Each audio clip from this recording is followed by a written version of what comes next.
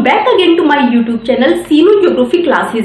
देखिए, हम डिस्कस कर रहे थे 11th क्लास की एनसीईआरटी की ज्योग्राफी बुक भारत भौतिक पर्यावरण का second chapter structure and physiography, मतलब संरचना और भू आकृति विज्ञान। इसका फर्स्ट, सेकंड और थर्ड पार्ट हमने देख लिया था, वो आपको डिस्क्रिप्शन बॉक्स में मिल जाएगा। और फोर्थ एंड फाइनल पार्ट हम आज देखेंगे। प्लीज चैनल को सब्सक्राइब कीजिएगा ताकि मेरे अगले वीडियो के नोटिफिकेशन आपको मिल सकें।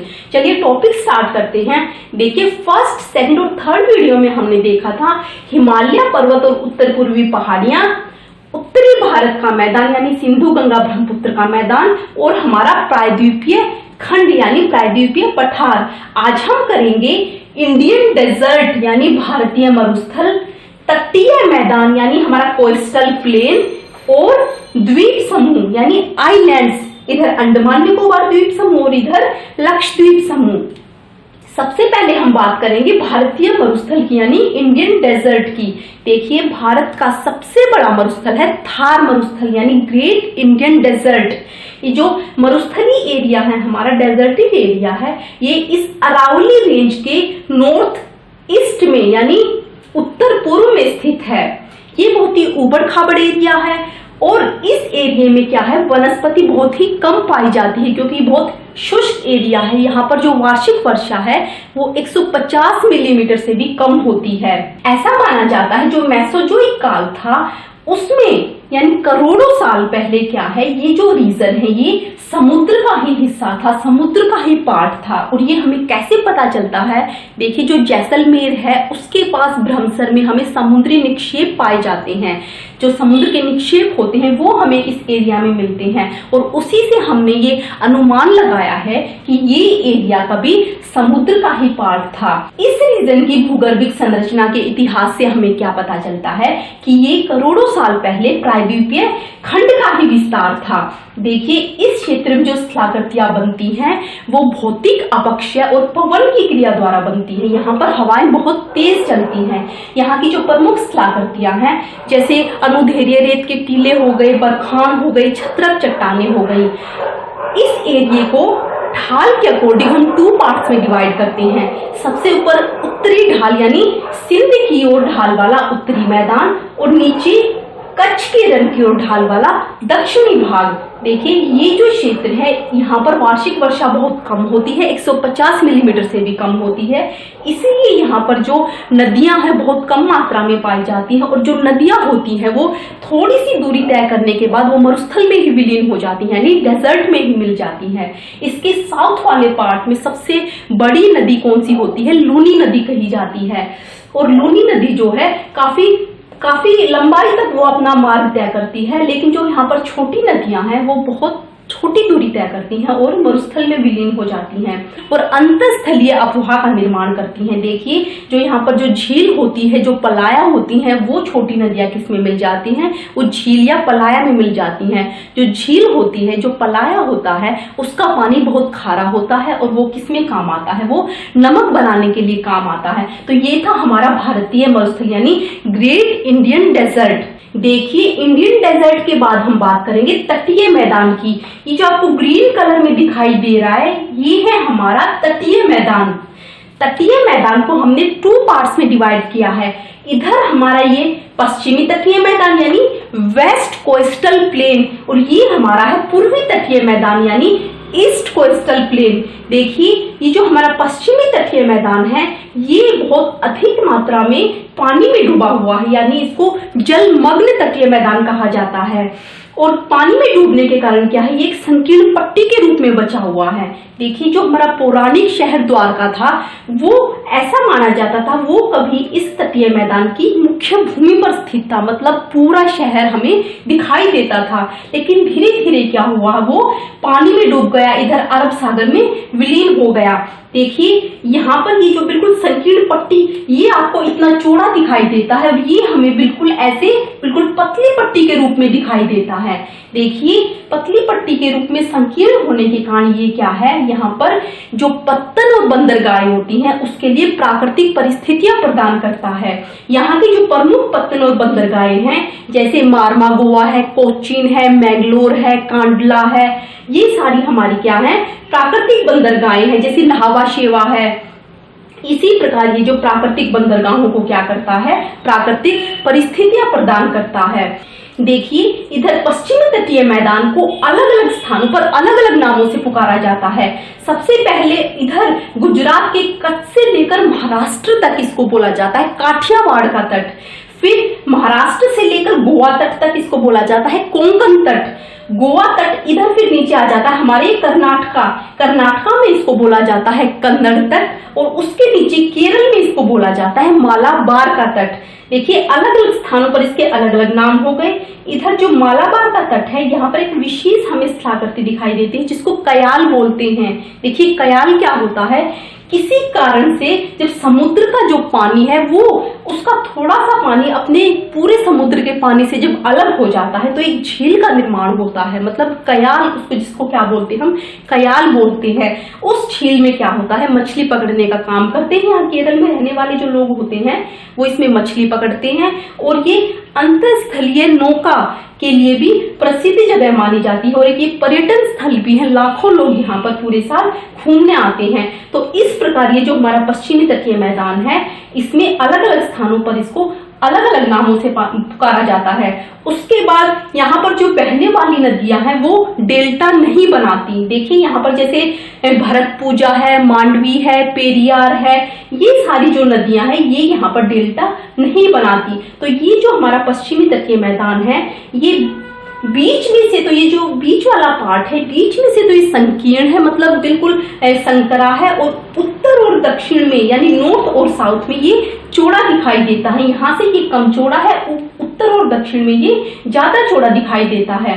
ये था हमारा पश्चिमी तटीय मैदान। इधर आते हैं, इधर हमारा है पूर्वी तटीय मैदान यानी ईस्ट कोस्टल रीजन। देखिए इसको भी अलग अलग स्थानों पर अलग अलग नामों से पुकारा जाता है। इसको इधर उड़ीसा में बोला जाता है उत्कल तट, उत्कल तट के नाम से पुकारा जाता है उड़ीसा में। इधर नीचे आता है फिर आंध्र प्रदेश, इधर आंध्र प्रदेश में इसको बोला जाता है आंध्र तट, और नीचे तमिलनाडु में इसको बोला जाता है कोरोमंडल तट। देखिए अलग अलग स्थानों पर पश्चिमी तटीय मैदान को फिर पूर्वी तटीय मैदान को भी अलग अलग स्थानों पर अलग अलग नामों से पुकारा जाता है। देखिए जो पूर्वी तटीय मैदान है इधर पश्चिम से जो बहने वाली नदियां हैं जैसे महानदी, गोदावरी, कृष्णा, कावेरी, ये सारी नदियां इधर बंगाल की खाड़ी में गिरने से पहले यहाँ पर डेल्टा बनाती हैं। पूर्वी तटीय मैदान में जो महाद्वीपीय शेल्फ है, जो महाद्वीपीय इसकी शेल्फ है उसकी जो चौड़ाई है वो 500 किलोमीटर मानी जाती है। ये पूर्वी तटीय मैदान उभरा हुआ है, इसी वजह से यहाँ पर जो बंदरगाह और पत्तन है यहाँ पर बहुत कम मात्रा में पाए जाते हैं। मतलब ये बंदरगाह और पत्तन के लिए प्राकृतिक परिस्थितियां प्रदान नहीं करता। इस प्रकार ये हमारा पश्चिमी तटीय मैदान और ये हमारा पूर्वी तटीय मैदान यहाँ पर कंप्लीट होता है। तटीय मैदान के बाद हम बात करेंगे आइलैंड्स की यानी हमारे द्वीप समूह की। देखिए हमारे दो द्वीप समूह इधर बंगाल की खाड़ी में और इधर अरब सागर में, ये दो द्वीप समूह है, इसको अब हम डिटेल में पढ़ेंगे। देखिए भारत के दो प्रमुख द्वीप समूह हैं, बंगाल की खाड़ी में अंडमान निकोबार द्वीप समूह और अरब सागर में लक्षद्वीप और मिनिकॉय द्वीप समूह।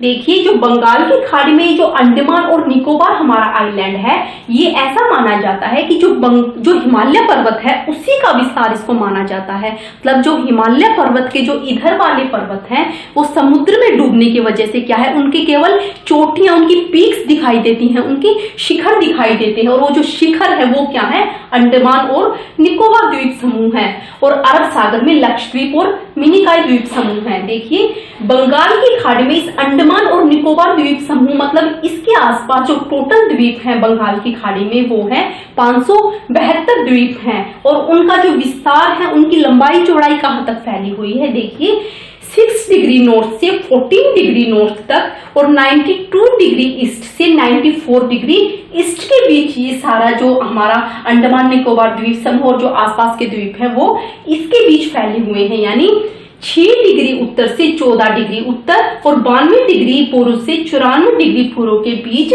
स्थित हैं। बंगाल की खाड़ी के जो प्रमुख जो द्वीप समूह है वो है रीची और लबरिंथ, ये यहाँ के दो प्रमुख द्वीप समूह हैं। और जो इनकी श्रेणियां हैं वो कहां से कहां तक हैं, जो इनकी श्रेणियां मतलब बंगाल की खाड़ी में ये कहां कैसे फैले हुए हैं। उत्तर में अंडमान निकोबार द्वीप समूह है, ये जो मतलब इस प्रकार से ऐसे ऐसे ऐसे ऐसे फैले हुए हैं। वे क्या है, उत्तर में क्या है हमारा अंडमान निकोबार द्वीप समूह, अंडमान द्वीप समूह है, और दक्षिण में क्या है, निकोबार द्वीप समूह है। देखिए ये अंडमान और ये निकोबार, अंडमान और निकोबार को जो अलग करता है, ये जो इसको अलग करता है, ये क्या है, 10 डिग्री चैनल से ये एक दूसरे से अलग होते हैं।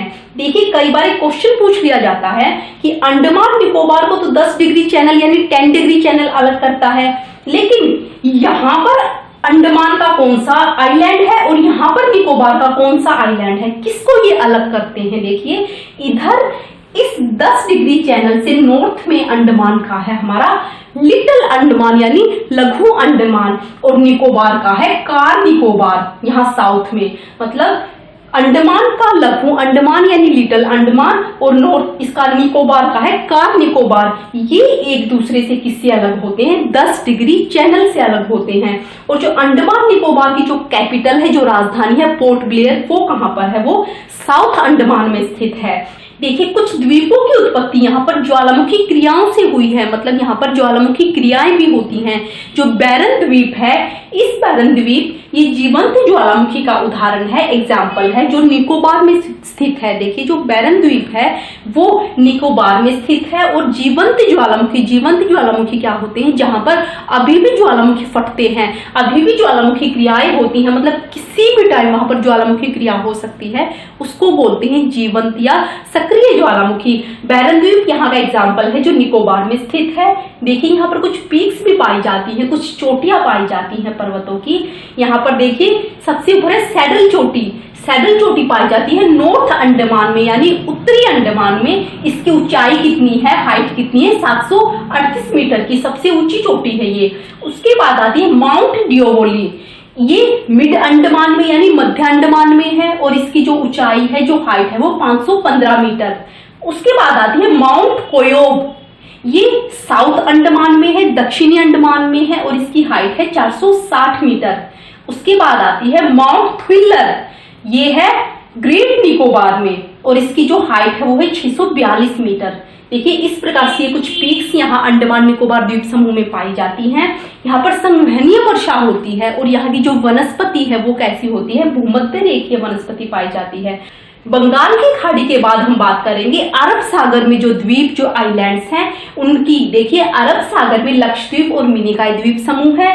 ये 80 डिग्री नॉर्थ से 12 डिग्री नॉर्थ, 71 डिग्री ईस्ट से 74 डिग्री ईस्ट तक ये फैला हुआ है।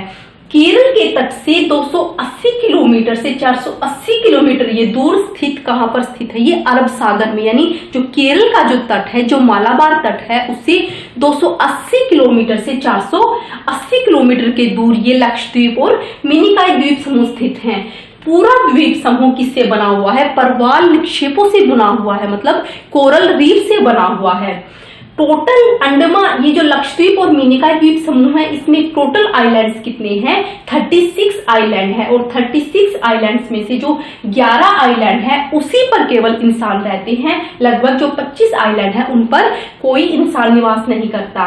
मिनिकॉय सबसे बड़ा द्वीप समूह है यहाँ का, जिसका जो क्षेत्रफल है, जिसका एरिया है 453 वर्ग किलोमीटर। सबसे बड़ा यहाँ पर जो आइलैंड है लक्षद्वीप और मिनिकॉय में सबसे बड़ा है मिनिकॉय द्वीप समूह, और इसका एरिया 453 वर्ग किलोमीटर।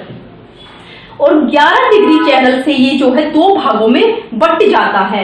11 डिग्री चैनल से 2 भागों में बट जाता है। इसका जो उत्तरी भाग है, जो नॉर्थ वाला पार्ट है, उसमें आता है अमीनी द्वीप, और जो साउथ वाला एरिया है वहां आता है कोलोरेडो द्वीप। देखिए इस प्रकार से जो अरब सागर के द्वीप हैं, ये इस प्रकार से अलग अलग भागों में बटे हुए हैं। यहाँ पर 36 टोटल आइलैंड है, उन पर केवल 11 पर आदमी रहते हैं, और लगभग 25 पर कोई इंसान निवास नहीं करता। देखिए इस प्रकार से हमारा अरब सागर के द्वीप और बंगाल की खाड़ी के ये जो द्वीप समूह है, हमारे आइलैंड्स हैं, यहाँ पर कंप्लीट होते हैं।